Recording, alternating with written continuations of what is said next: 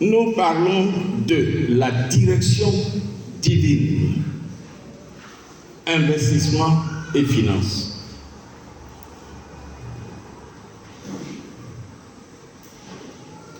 Je ne parlerai pas beaucoup de finances et d'investissement, mais je passerai peut-être un peu plus de temps sur l'aspect direction divine. Parce que l'investissement et la finance sont une petite partie de notre vie. Ce qui veut dire que de façon holistique, Dieu nous conduit si nous le laissons nous conduire, même dans le domaine de l'investissement, même dans le domaine de nos études, même dans le domaine des décisions importantes que nous avons à prendre. Ceci étant dit, direction divine, investissement et finance. Vous savez que tout engin mobile a besoin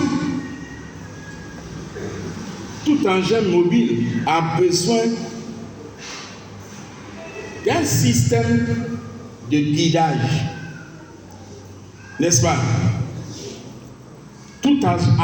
Une voiture a besoin de direction. Pour conduire une voiture, il faut le volant. Pour conduire un vélo, pour rouler un vélo, il faut le guidon. Ou bien c'est pas ça? Pour conduire une moto, c'est pareil. Prenons le cas d'une voiture. Une voiture possède des roues. Et ces roues sont rattachées à des rotules. Et les rotules sont fixées sur ce qu'on appelle une crémaillère, qui ressemble à une tige, mais qui n'est pas simplement une tige. Et la crémaillère est rattachée à une tige de direction. Et cette tige de direction est rattachée, fixée au volant. Et quand on fait le volant comme ça, ça fait tourner la roue qui est en bas. Et quand on tourne dans l'autre sens, ça fait tourner la roue dans l'autre sens. Je ne parlerai pas du cardan qui permet de maintenir la roue stable verticalement. Puisqu'aujourd'hui nous parlons de direction,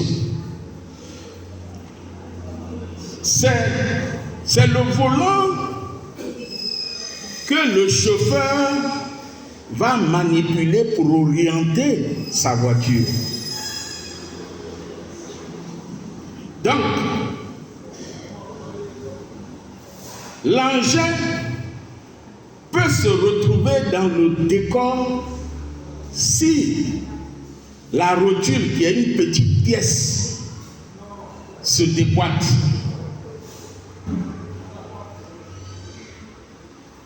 La crémaillère est longue, grande. La tige est longue.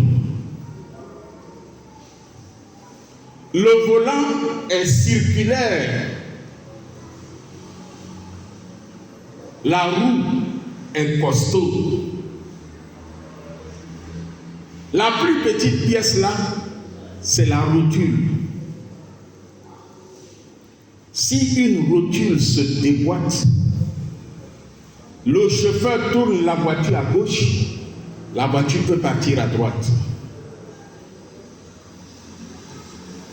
Parce qu'il n'arrive plus à lui donner la direction souhaitée. Il est donc impératif que la relation entre toutes les pièces de la direction soit très bien connecté et en parfait état.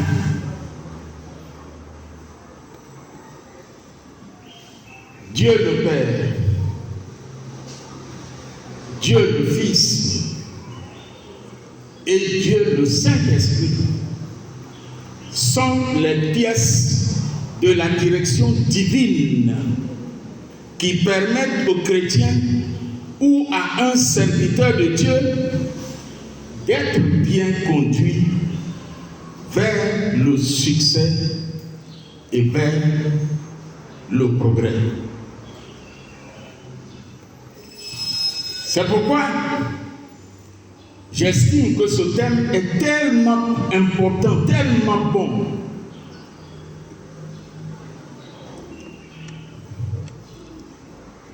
Direction divine. Ok? Pour profiter de la direction divine, il faut avoir une communion étroite, intime avec Dieu. Et si cette communion intime se développe tellement bien, nous n'avons pas continuellement besoin de dire à Dieu quelle est la direction que je dois prendre.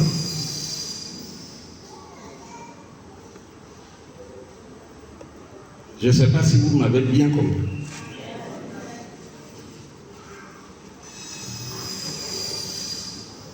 Quand un homme se marie nouvellement, et c'est ce qui m'est arrivé,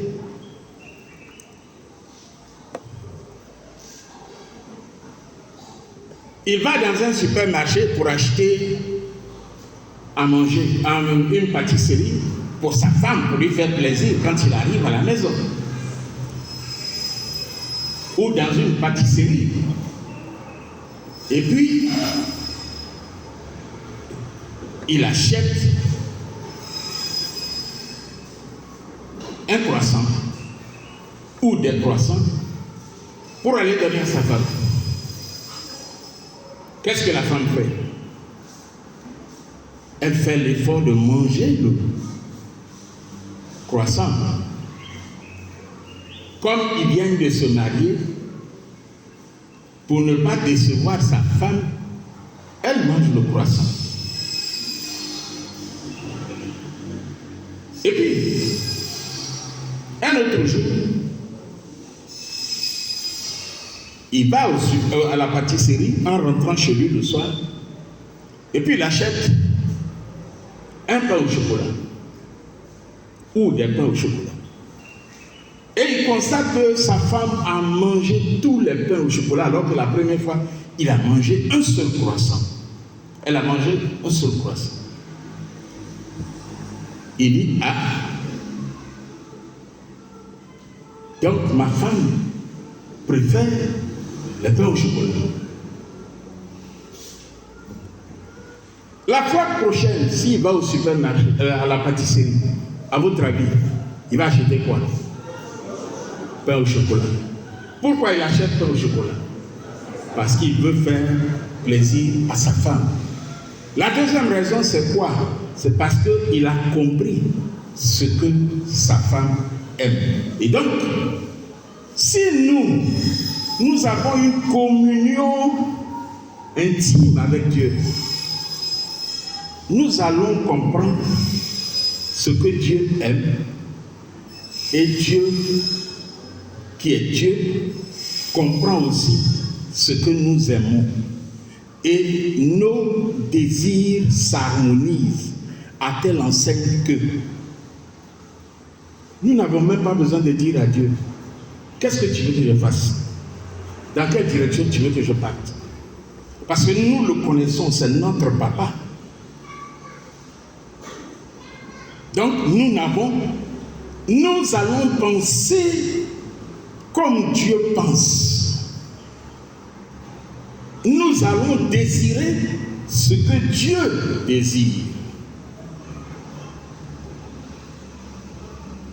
Et quand nous avons un projet,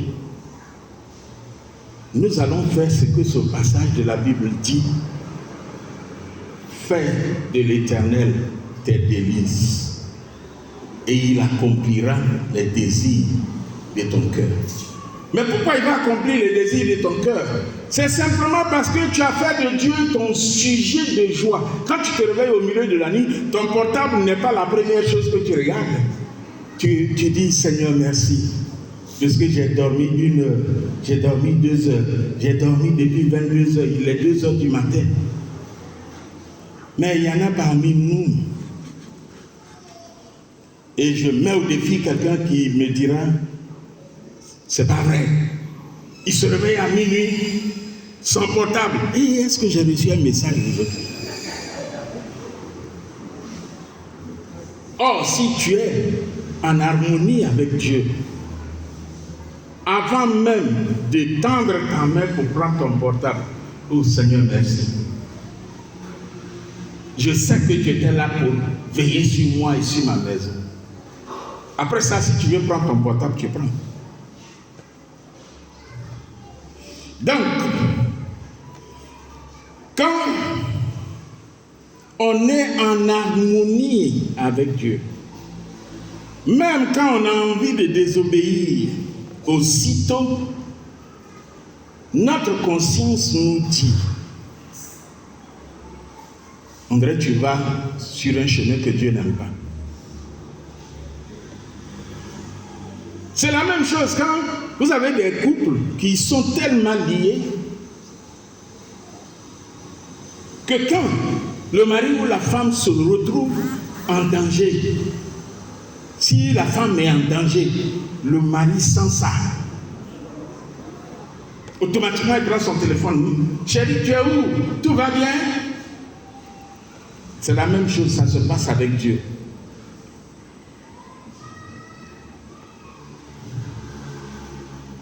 Dans le domaine spirituel,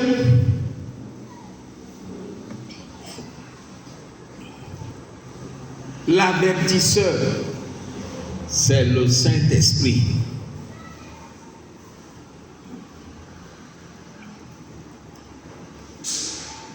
Donc quand il nous dit stop, nous devons nous arrêter aussitôt et rechercher ce qui doit être corrigé de façon à discerner clairement la volonté de Dieu. Si nous sommes nés de l'Esprit,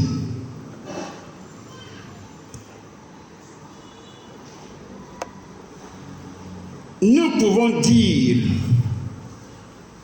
ok, nous devrions en fait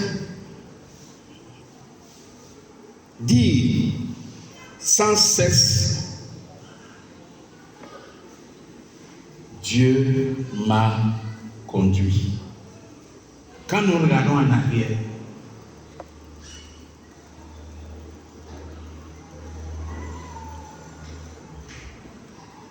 si nous nous laissons conduire par l'Esprit de Dieu,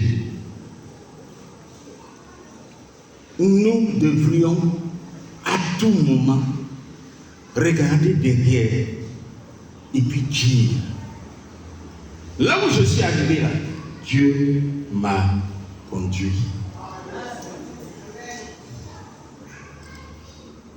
Je vous donne un témoignage qui va allonger le message, mais je vais vous le donner. Quand j'étais en 3e et qu'on devait remplir les fiches d'orientation, j'ai dit à Dieu, Seigneur, conduis-moi, oriente-moi là où tu sais que je te serai utile. Et vous savez quoi? Je n'étais pas le premier de la classe. Mais à ma grande surprise, je n'étais même pas le deuxième de la classe. À ma grande surprise, moi seul, j'ai été orienté au lycée scientifique de Yamoussoukro.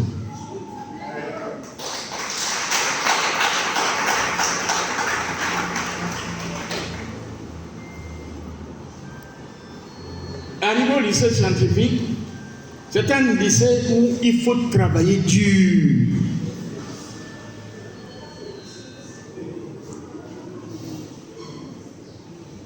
Moi qui n'étais pas le meilleur de ma classe,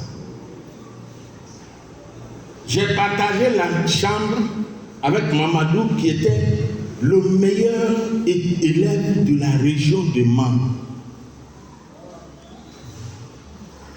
Donc j'étais un petit cacaba à côté de lui parce qu'il est le meilleur de la région. Lui, il méritait d'être orienté au lycée scientifique de Yamoussoukro. Mais j'étais dans mes 10, j'étais élève moyen. Et j'ai pu passer en classe supérieure. Et lui, il a été renvoyé du lycée parce que quand tu n'as pas eu la moyenne, tu es renvoyé.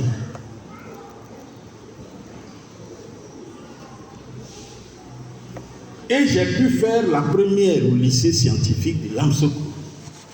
Et j'ai fait la terminale, l'élève moyen que j'étais. Dieu m'a conduit. Et quand j'ai fini, en terminale, on devait remplir les fiches. Le choix de ce que nous voulons faire. Moi, je voulais faire médecine et mes parents m'encourageaient.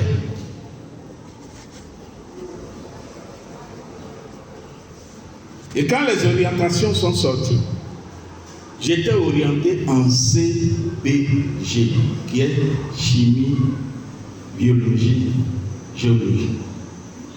Et quand j'ai vu mon orientation, j'ai dit, mince alors, avec mon origine du lycée scientifique de Yamoussoukro, les moyennes que j'ai eues, pourquoi on m'envoie en CBG et pas là où je voulais être? Donc, j'ai engagé des démarches avec ma mère pour changer. Mais je voudrais encore vous rappeler que quand je remplissais la fiche, j'ai fait la même prière à Dieu. Seigneur, oriente-moi là où tu sais que je te serai utile. Donc je suis allé commencer les cours en médecine et le mardi suivant, ma mère devait aller au ministère accompagnée de quelqu'un qui était bien introduit au ministère de l'enseignement supérieur. Quand un matin, au lycée, à la faculté de médecine, Cocody, j'y étais. Et puis, il y a une voix qui me dit, tu m'avais demandé de t'orienter là où tu me seras utile. Vous savez ce que j'ai fait? Malgré le fait que je voulais être médecin, j'ai ramassé mes bagages. J'ai quitté la faculté de médecine. Et je suis allé faire CBG.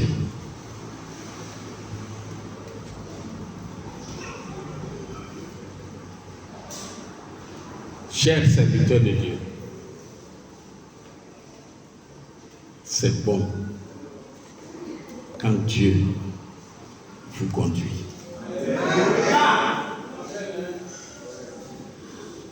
J'ai fait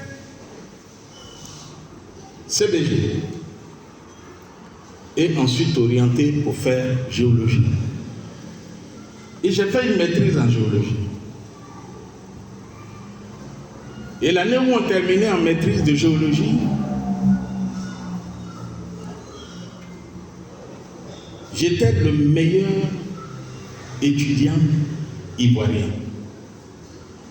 Je n'étais pas le meilleur étudiant de la classe, mais parmi tous les Ivoiriens, j'étais le meilleur étudiant. Et on avait des Burkinabés, des Nigériens et un jeune Espagnol.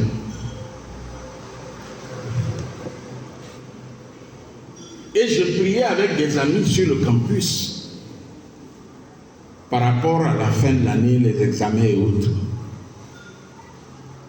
Et puis un jour,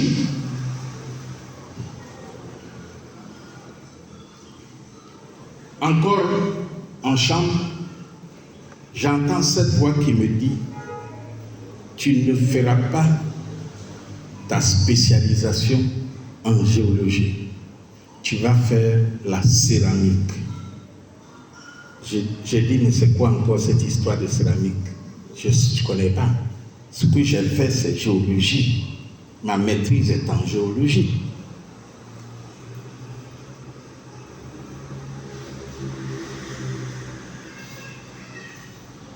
Alors, vous savez ce que j'ai fait? J'ai dit à Dieu, en tant que meilleur étudiant ivoirien, j'avais des 17, des 15. J'ai dit à Dieu, si tu sais que je ne vais plus faire la géologie, je ne veux plus avoir les meilleures notes. Il nous restait 5 examens à faire. Il faut oser.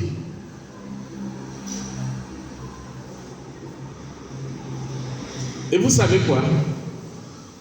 On a fait les 5 examens.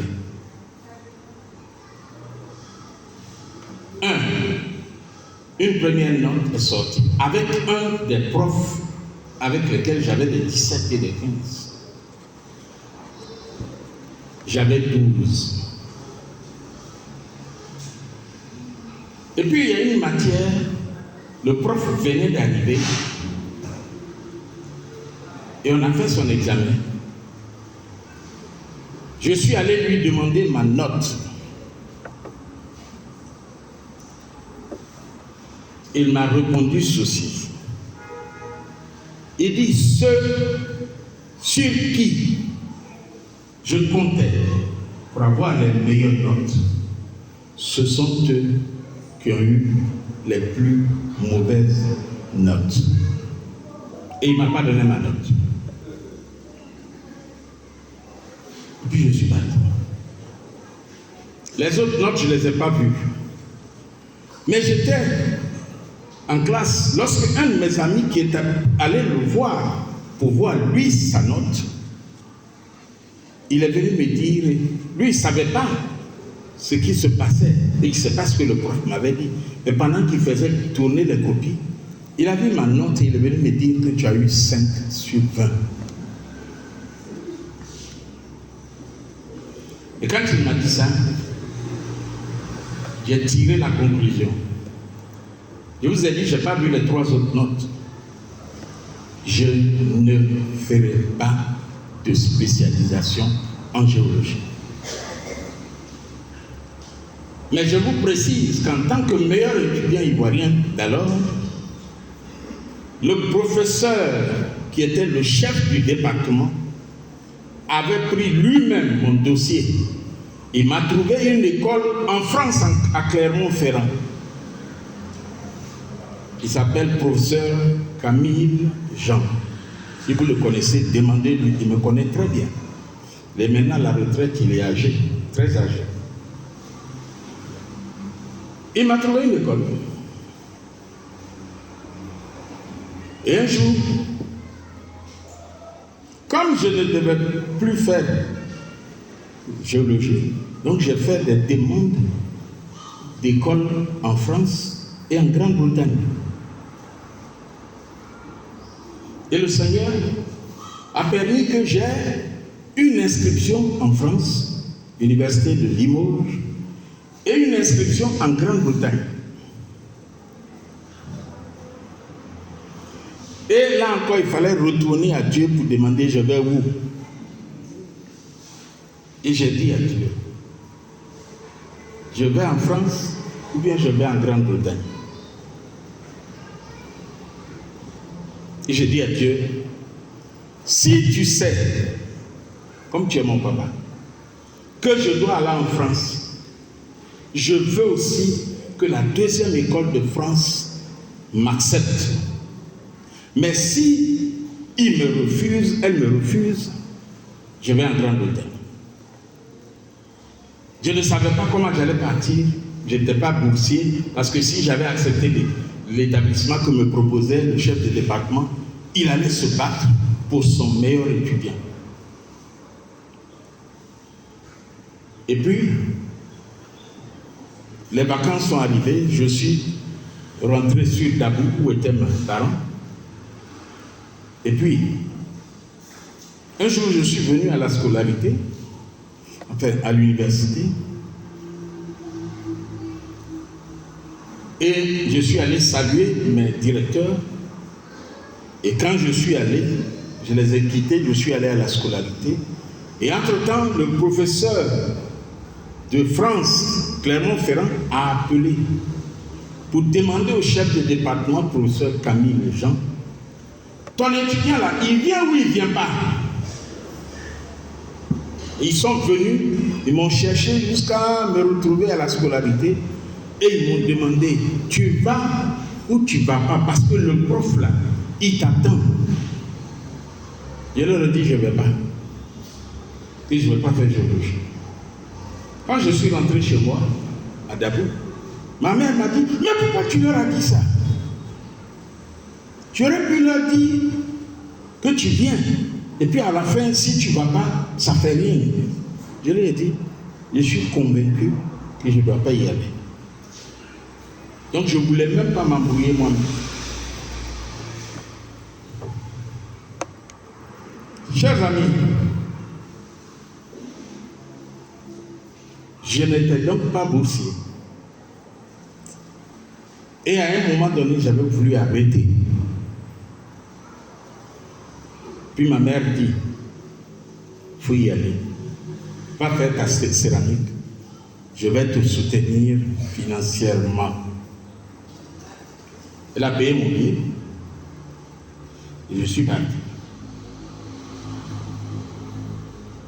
Pendant que j'étais là-bas, un ami que j'ai mis en contact, un commandant de brigade de gendarmerie, que j'ai mis en contact avec ma famille, a accompagné ma mère. Il est devenu après, il a été affecté au camp de gendarmerie.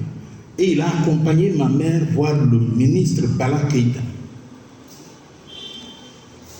Et dans la même année, j'ai eu une aide financière de 5 mois. Et le reste des années que j'ai passées en France, j'étais boursier. Est-ce que je pouvais deviner que j'allais devenir boursier, puisque je n'ai pas accepté ce que le chef de département m'a proposé? Chers amis, aujourd'hui là, je ne regrette pas du tout mon parcours. Je ne regrette pas de n'être pas devenu un médecin. Je n'ai rien envié à mes amis de classe qui sont devenus médecins. Dieu m'a conduit.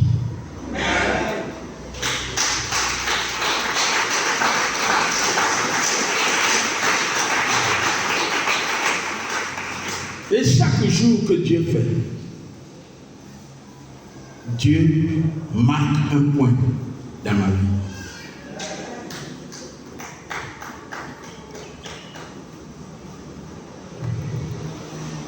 La direction divine. Si tu es chrétien, la Bible insiste sur le fait que l'obéissance vaut mieux que les sacrifices. Dans la direction divine, il y a 4 éléments importants.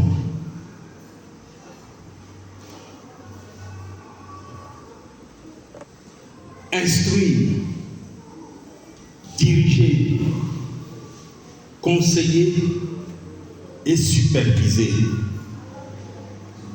Et vous le retrouvez dans le psaume 32, verset 8.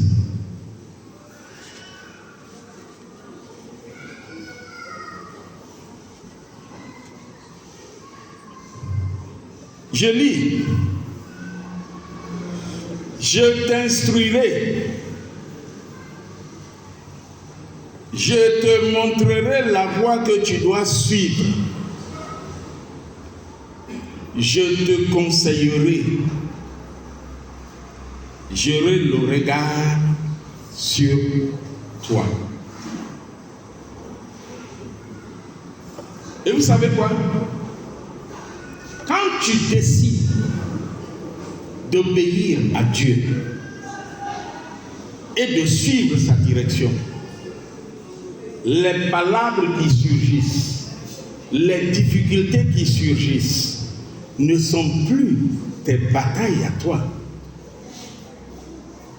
Quand je rencontre des difficultés, la Bible dit, le malheur atteint souvent le juste, mais l'Éternel l'en délivre toujours. Et donc quand je rencontre des difficultés, ma prière, Seigneur, je suis face à une difficulté.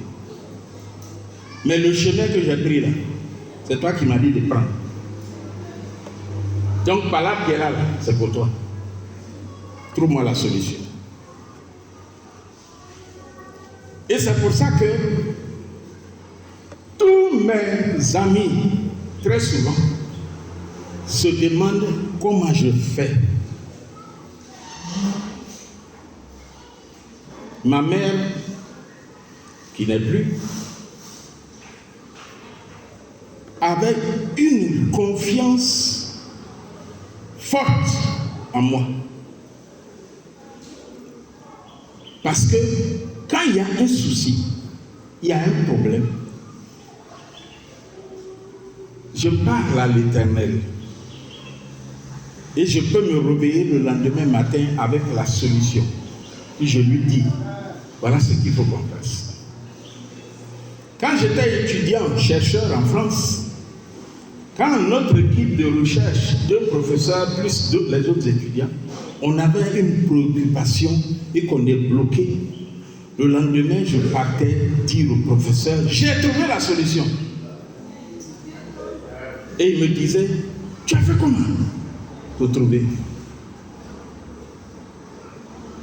Parce que Dieu était la priorité dans mes orientations.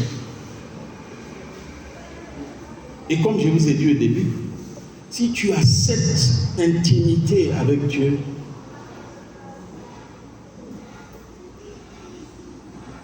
Dieu devient avec toi, comme si vous deveniez un. Ce que Dieu pense, c'est ce que tu penses. Alors, je vous ai dit qu'il y a 4 éléments. Le premier, c'est je t'instruirai. Nous ne pouvons pas fonctionner dans le domaine spirituel sans avoir été instruits par Dieu. Et Dieu nous instruit au moyen de sa parole.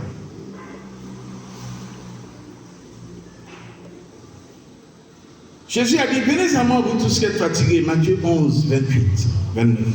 Venez à moi vous tous qui êtes fatigués et chargés.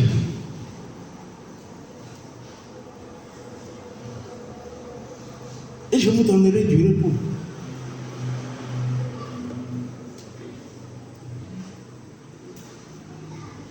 Donc notre premier besoin,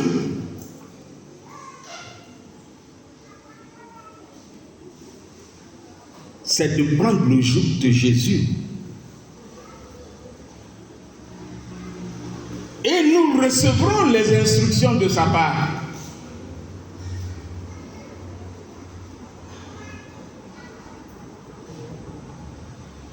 Le deuxième mot, c'est le deuxième élément, c'est je te montrerai la voie que tu dois suivre.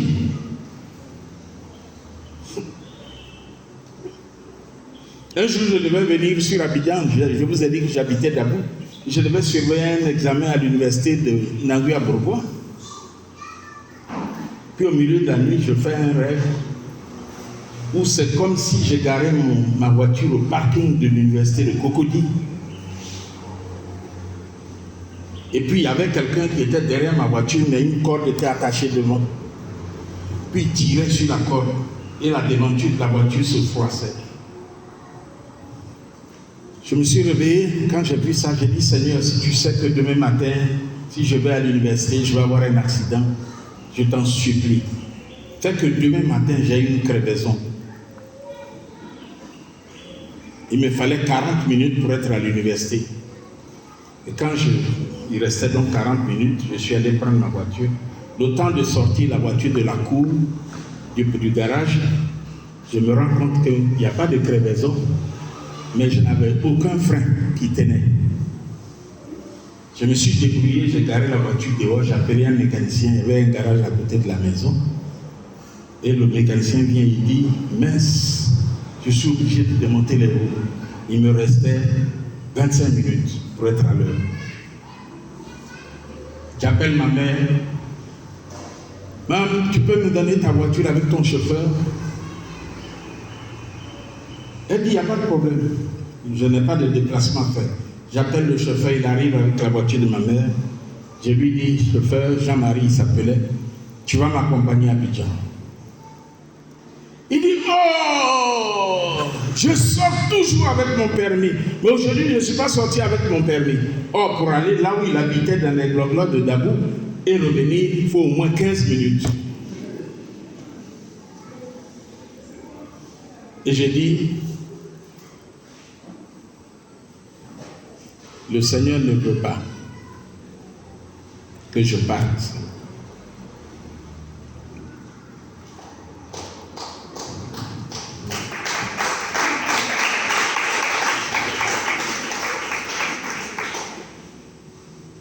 J'ai appelé un collègue.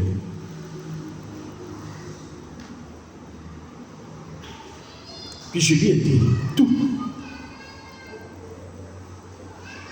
Il m'a dit, Emerou, reste. Je te comprends.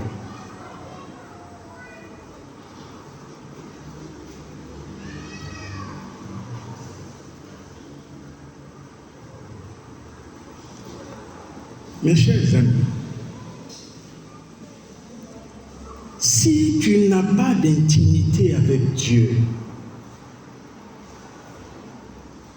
et tu vas faire un rêve, tu ne vas même pas prier.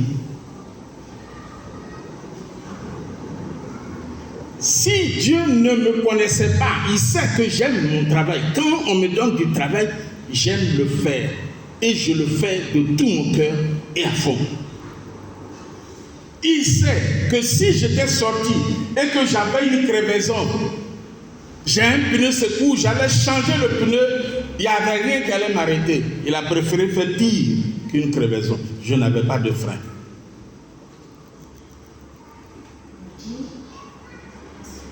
Je ne suis pas parti. Mes collègues ont surveillé l'examen. Qu'est-ce qui serait arrivé?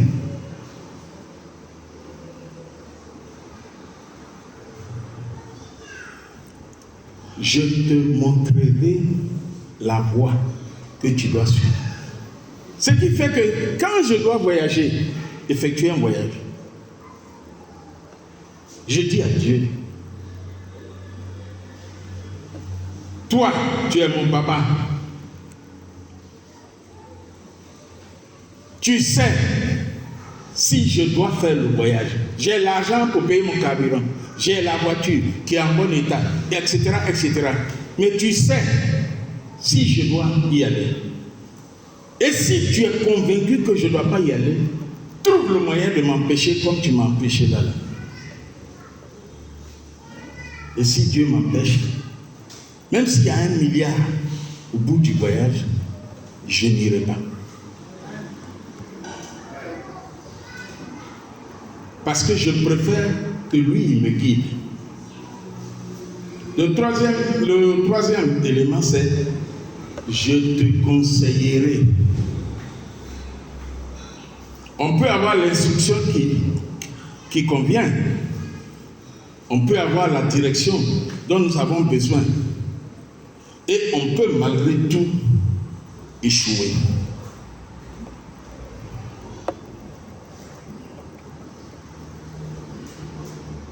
Dieu veut te conseiller. Si tu es disponible, qui te conseille, va te conseiller. Le quatrième, c'est j'aurai le regard sur toi.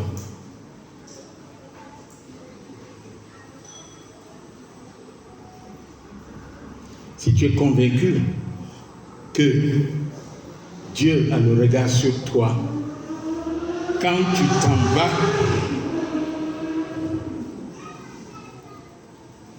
tu t'inquiètes pas.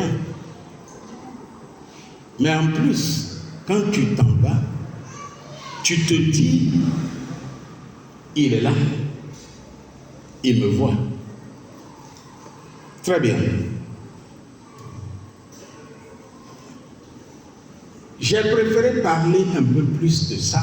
Je sais que depuis le début du SIPA, on vous parle de la direction divine. Mais, j'ai pris l'exemple de ma vie scolaire.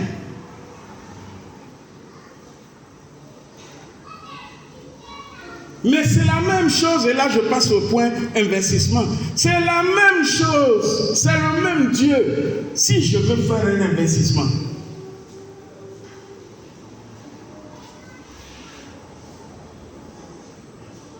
je veux construire une maison, j'ai l'argent pour construire la maison. Qu'est-ce qui m'empêche de construire la maison? Rien. C'est mon terrain. Mais Dieu, qui est Dieu, qui est omniscient, il voit que dans 10 ans, il y a un premier ministre, non, il y a un, comment on appelle ça même, un gouverneur qui va venir et puis raser toutes les maisons qui sont là.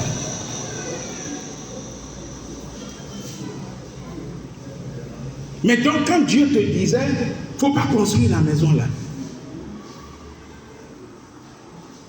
Toi tu dis, j'aime mon terrain, j'ai mes papiers, c'est mon terrain, j'ai mon argent. Pourquoi je ne construirai pas? Tu construis. Et puis un jour, tu te réveilles, les données ont changé.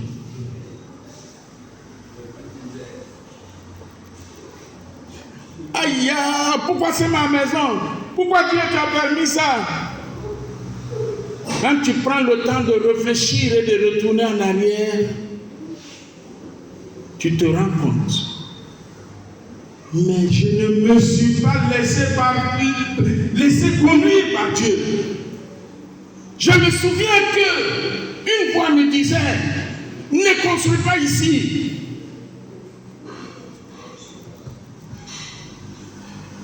Tu as l'argent, tu as le terrain, tu as tes papiers. Mais une voix te dit, ne construis pas ici. Et maintenant, il y a 10 ans en arrière, maintenant tu es vieux, fatigué. C'est qui te donnait l'argent là ne peut plus te donner l'argent que tu as pris pour construire. Tu fais quoi? Tu vas passer ton temps à blâmer Dieu. Alors que si tu avais écouté la voix de Dieu en ce moment-là, aujourd'hui tu vas dire, Dieu m'a toujours conduit. Alors un investissement en économie, un investissement est une dépense immédiate destinée à augmenter à long terme la richesse de celui qui s'engage dans cet investissement.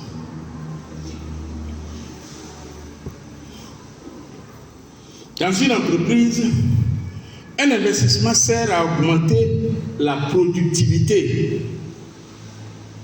C'est-à-dire qu'on va acheter de nouvelles machines qui vont nous permettre de produire un peu plus. Ou bien acheter des machines modernes, plus efficaces. Ou bien acheter des machines qui nous permettent de gagner en temps.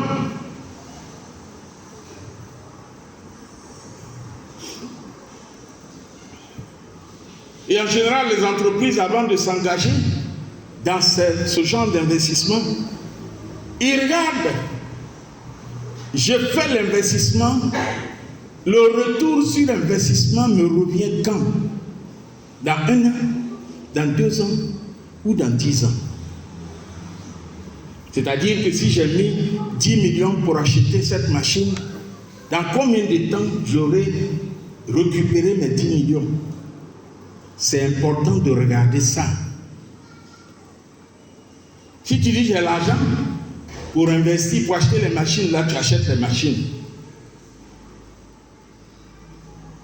Puis pendant 20 ans, tu es encore en train de payer la machine.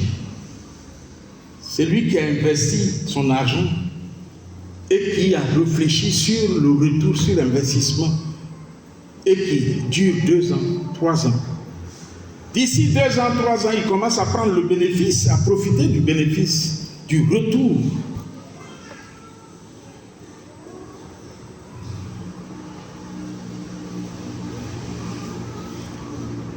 Si on est en comptabilité, l'investissement est une dépense amortissable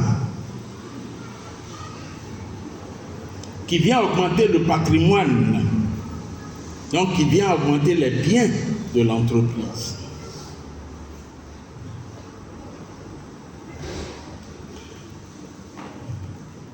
L'investissement peut être nécessaire pour accroître ou maintenir le chiffre d'affaires.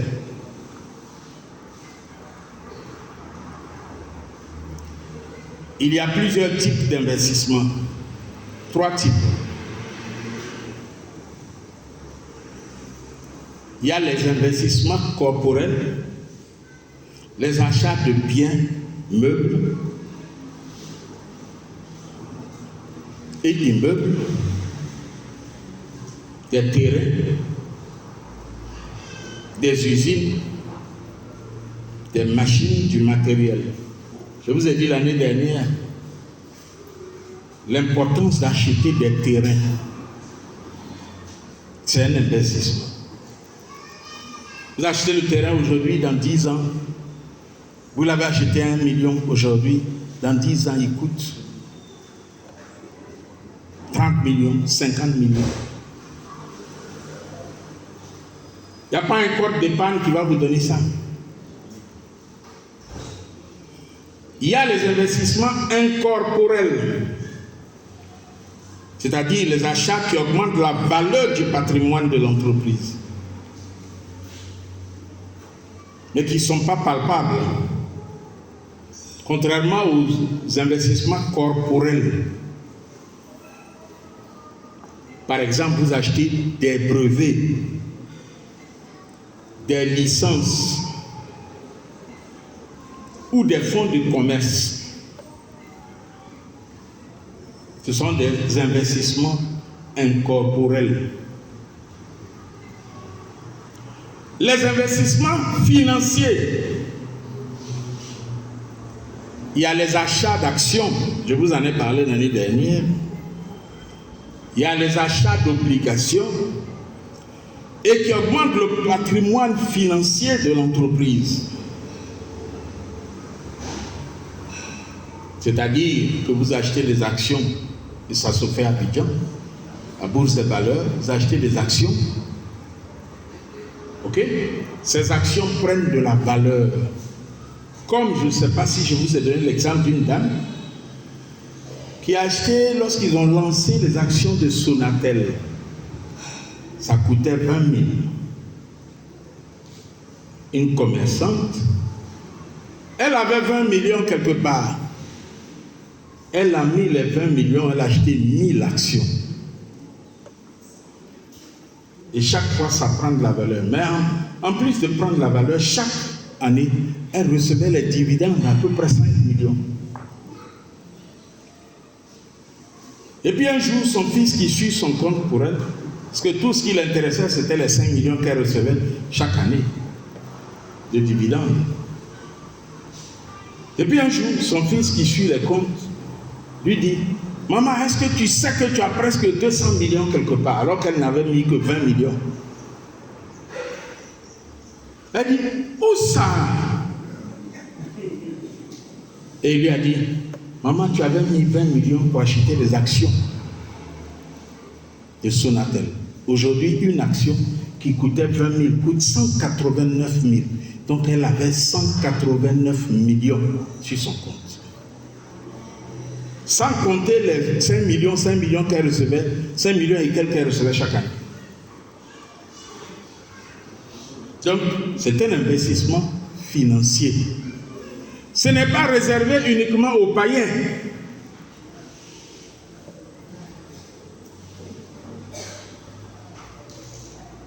Quel que soit ton revenu, tu peux économiser, tu peux épargner. Et tu n'es pas obligé d'avoir 20 millions pour acheter des actions.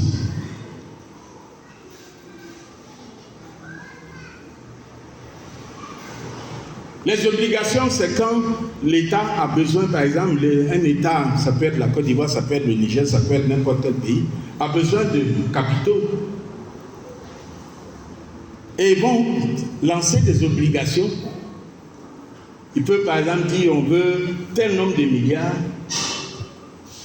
Et ils lancent des obligations, vous achetez ça peut être 1 à 10 000, et puis ils vous reversent 5 à 6,5% d'intérêt chaque année. Et dans certains cas, les obligations prennent de la valeur. Vous l'avez acheté à 10 000, ça peut devenir 12 000, ça peut devenir 11 000.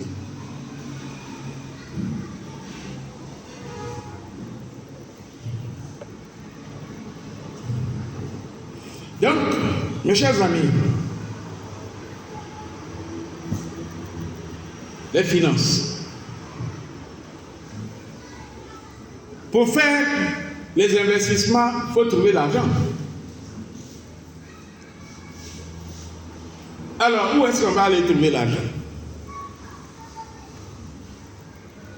Qui sait où on peut trouver l'argent? J'ai besoin de réponses. Qui sait où on peut trouver l'argent? Où on peut aller chercher l'argent pour faire son investissement?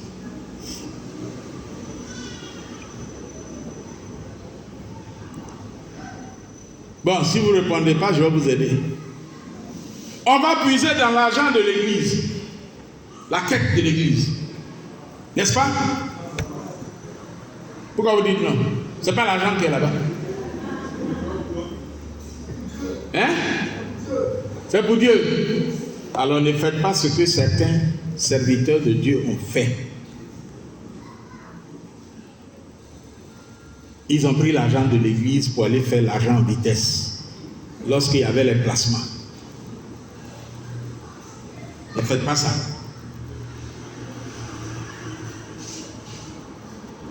Si c'est pour Dieu, touchez pas. On peut aller chercher des finances à la banque, dans les microfinances. Mais pour aller là-bas, il faut que tu aies déjà ouvert un compte, que tu aies de l'épargne. Ok? Il faut avoir créé un cadre de confiance dans l'établissement où tu vas aller demander des finances. Il faut qu'ils aient confiance en toi pour te donner de l'argent. Et c'est en regardant ton relevé de compte, les mouvements sur ton compte. Mais si tu n'as pas d'épargne, tu ne peux pas.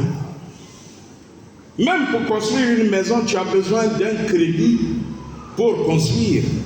Si tu n'as pas un apport personnel, on ne te fait pas de crédit.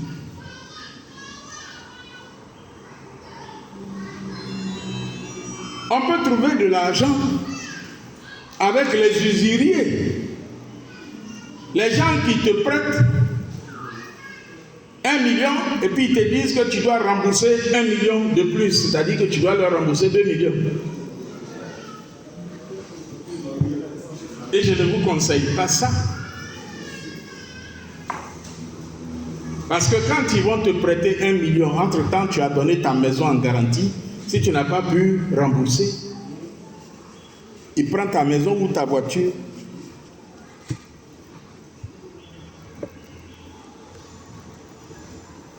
On peut trouver de l'argent avec certains établissements financiers.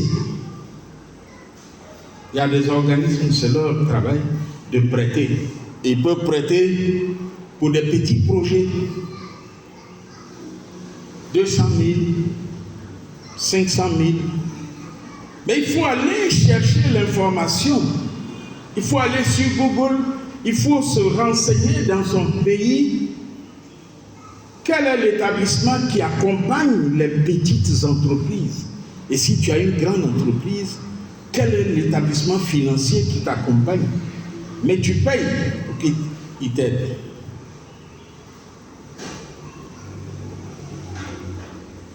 Je vais vous dire une chose.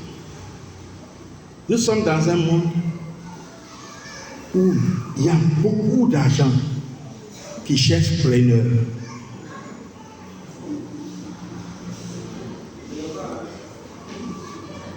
Je répète ce que j'ai dit.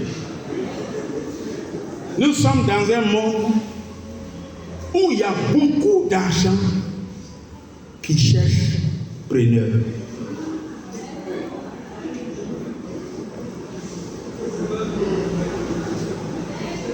Mais, pour trouver et capter cet argent, il faut que tu rédiges bien ton business plan, c'est-à-dire ton projet, là, ce que tu veux faire.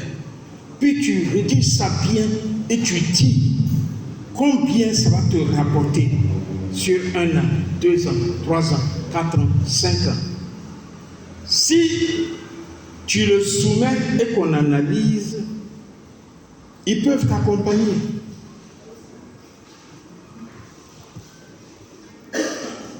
Donc si tu passes ton temps à rêver sur l'argent facile qu'on peut te donner, tu finiras par devenir un voleur.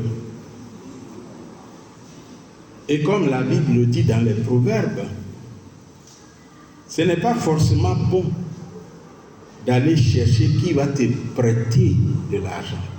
Je crois que c'est Proverbe 6. Commence aujourd'hui à épargner sur ce que tu as. Il ne faut pas attendre le jour où tu es payé 1 million pour commencer à épargner. Non. Si tu as 100 000, tu peux dire 10 000, je mets ça de côté. Ça ne rentre pas dans la santé, ça ne rentre pas dans ceci, ça ne rentre pas dans cela. C'est épargne. Si tu touches 1 million, tu peux dire 100 000, je mets ça de côté et je vais vivre comme si je gagne 900 000.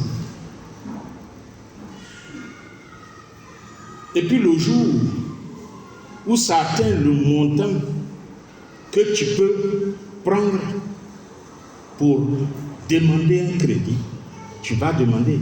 Mais demander crédit, là, c'est bien. Mais il faut être sûr que tu pourras rembourser le crédit. Je vous ai dit que je suis au tribunal. Aujourd'hui, il y avait un monsieur qui était là, on a vendu sa maison.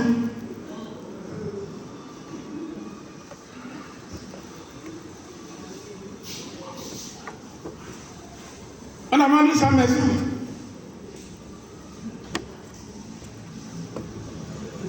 Et c'est ça. Et ce n'est pas la première fois. Ce n'est même pas une seule personne, c'est 2 qu'on a vendu aujourd'hui. Il y a un pharmacien qui a pris crédit, il a construit sa pharmacie dans Abidjan, ici, je ne vous dirai pas où. Mais il n'a pas pu rembourser. Lui et sa femme sont pharmaciens. Ils ont construit leur pharmacie. Aujourd'hui, ils sont locataires dans leur propre pharmacie qu'ils ont construit là, parce qu'ils n'ont pas pu rembourser le crédit. On a vendu à la banque à qui il devait de l'argent, à laquelle il devait de l'argent. Donc c'est bon de chercher où tu vas trouver l'argent. Mais avant d'aller t'engager, il faut réfléchir à si on me donne, comment je fais pour rembourser. Et je termine en vous disant ceci. Première chose très importante, si vous voulez investir, soyez sérieux. Soyez honnête. Parce que si vous êtes honnête, beaucoup de gens vont vous faire confiance. Il y a un homme chez qui j'achète une de nos matières premières. Au début, quand je lui disais, pardon, il me faut, laisse-moi 100 000 là, la prochaine fois je te paye. Il dit non, je ne fais pas crédit. Au fur et à mesure, il a fini par commencer à me faire crédit, ce qui fait que si je lui dis, je viens prendre la marchandise, ça vaut plus que le million, je ne te payerai rien. Il dit, il n'y a pas de problème, papa, il faut venir.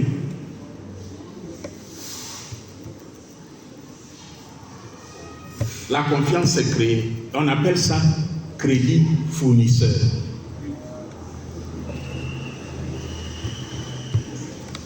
Donc mes chers frères et sœurs,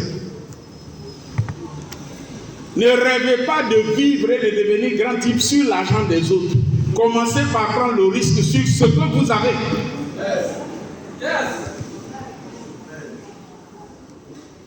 Et puis il faut reformer son esprit en se disant, si je prends, il faut que je rembourse. Et si je prends, que je n'arrive pas à rembourser, il ne faut pas que je dise, c'est un frère, le Seigneur l'a béni pour qu'il nous bénisse. Ça, j'ai entendu ça plusieurs fois.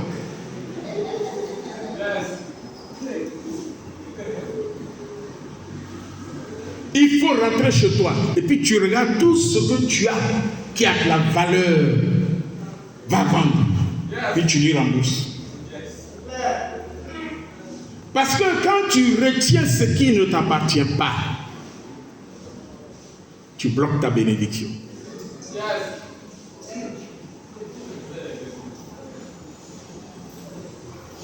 Dieu te conduira si tu fais l'effort d'être en intimité avec lui. Ce qui fait que quand tu n'as même pas envie de rembourser l'argent de quelqu'un qui t'a rendu service à un moment donné, comme l'Esprit de Dieu te conduit, il va te dire, l'argent du monsieur là, il fallait lui donner.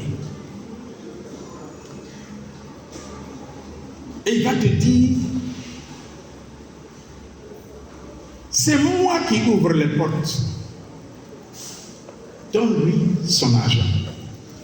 Parce que lui, tu ne connais pas ses problèmes quand il te prêtait l'argent.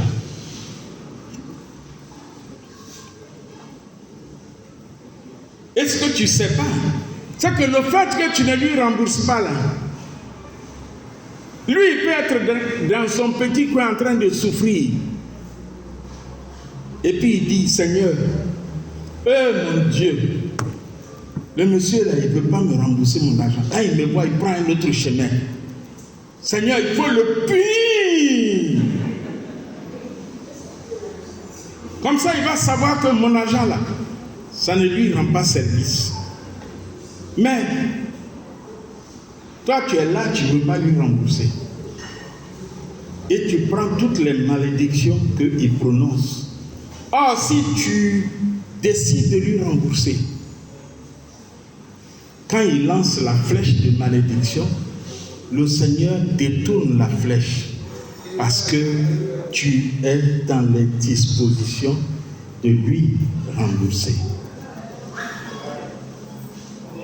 Dieu m'a conduit. Et je souhaite qu'au sortir de ce séminaire où on vous a parlé de la direction divine, que l'année prochaine, quand vous venez ici, que chacun rende témoignage en disant « Dieu m'a conduit ». Que le Seigneur nous bénisse.